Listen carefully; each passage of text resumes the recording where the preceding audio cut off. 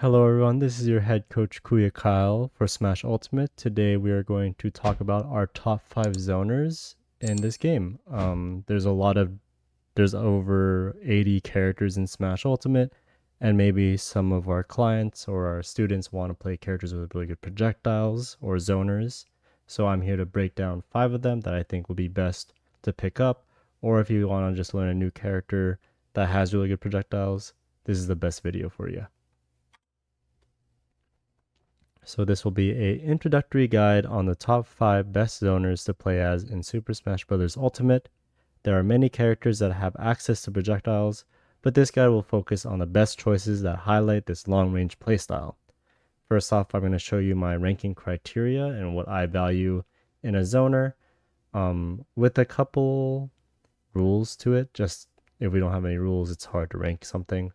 And the 5 characters that I picked are in order: Pac-Man, Samus, Min, Snake, and R.O.B.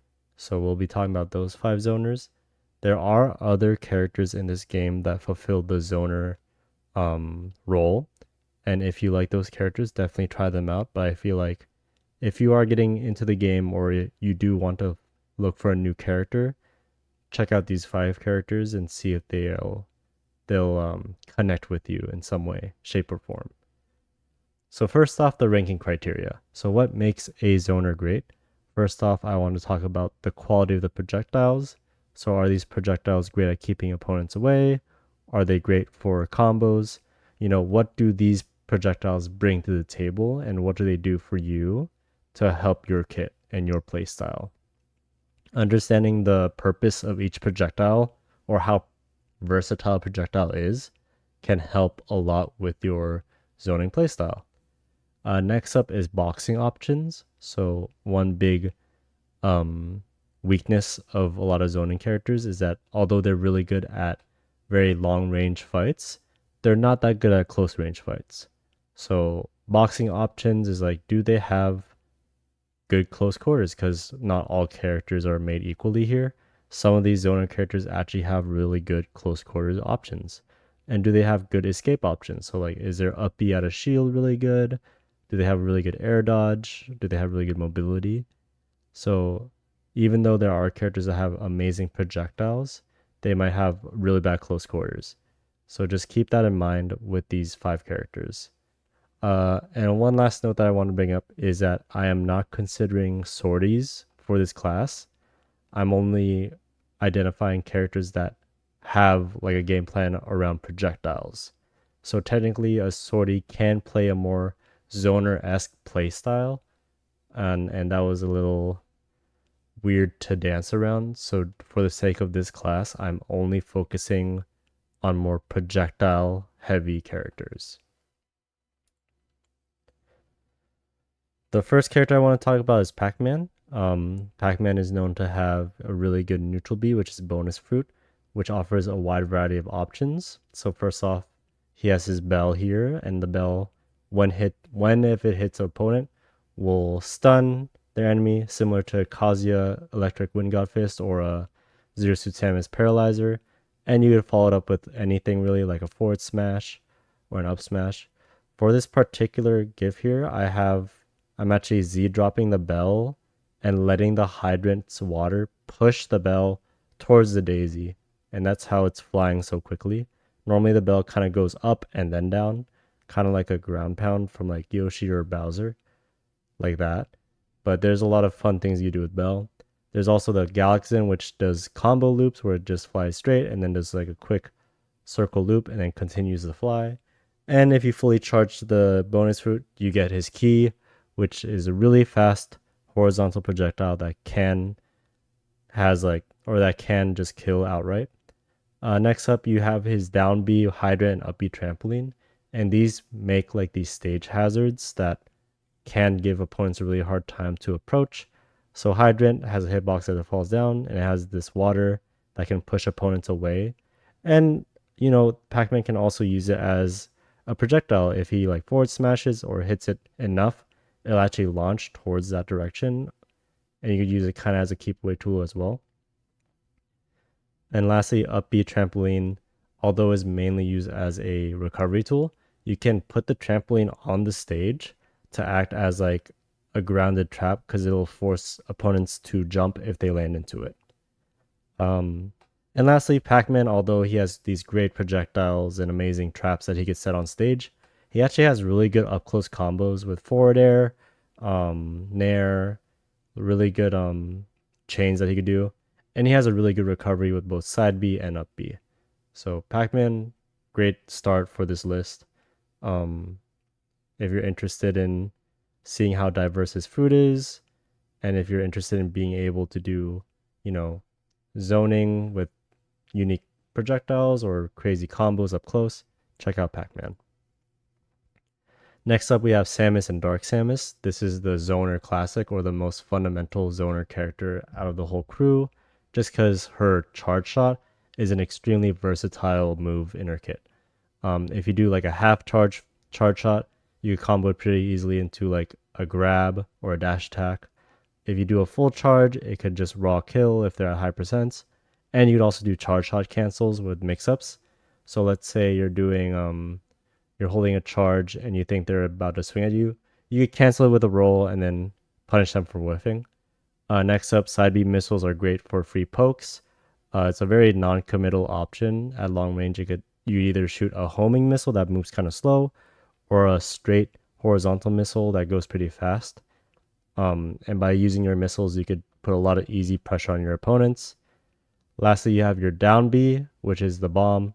It's great for recovering because it kind of helps you stall a little bit in the sky. And it's also really good for ledge trapping. So let's say you get your opponent on the ledge, you can put down B to set up a trap on the stage. So if they get hit by bomb, you can follow up to it really easily, or you kind of persuade your opponent to pick a different option to avoid the bomb and then cover those options as well.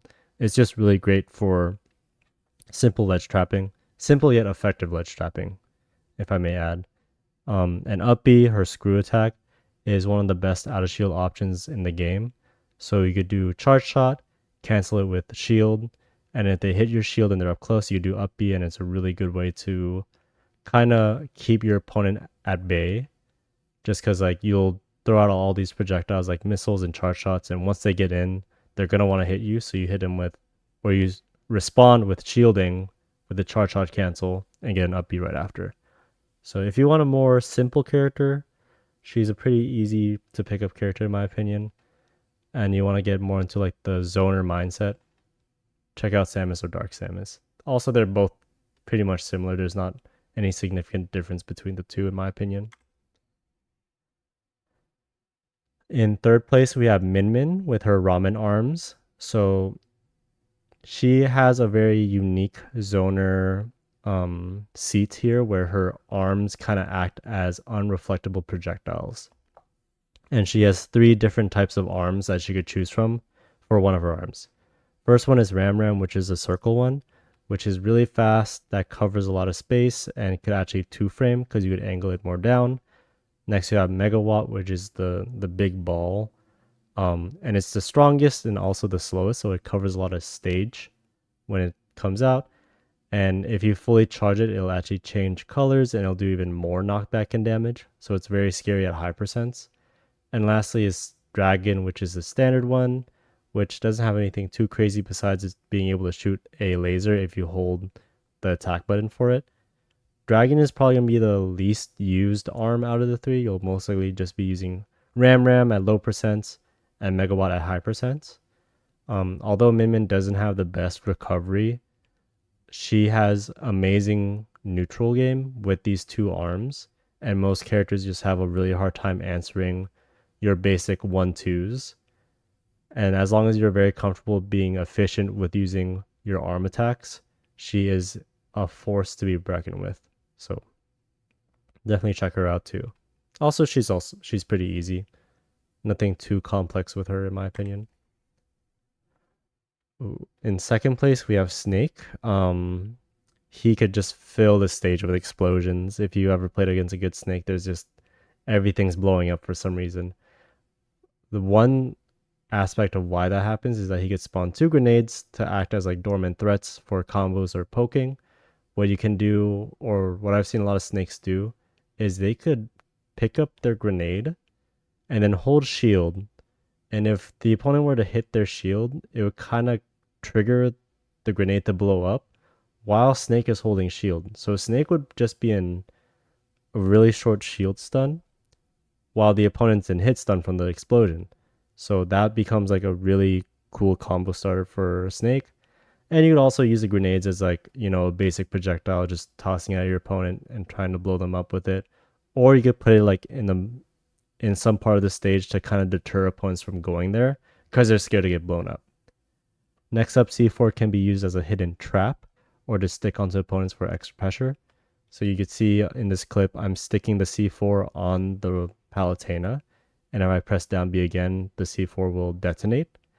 Or you could also like keep the C4 like in the center of the stage or at a platform, and if your opponent forgets about C4 being there, they might run to that space and you'll blow up that area and you get a free stock because C4 does a lot of knockback and damage too.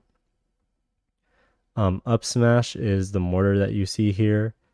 It's a very unique up smash where it kind of acts as another projectile. It's a great anti-air.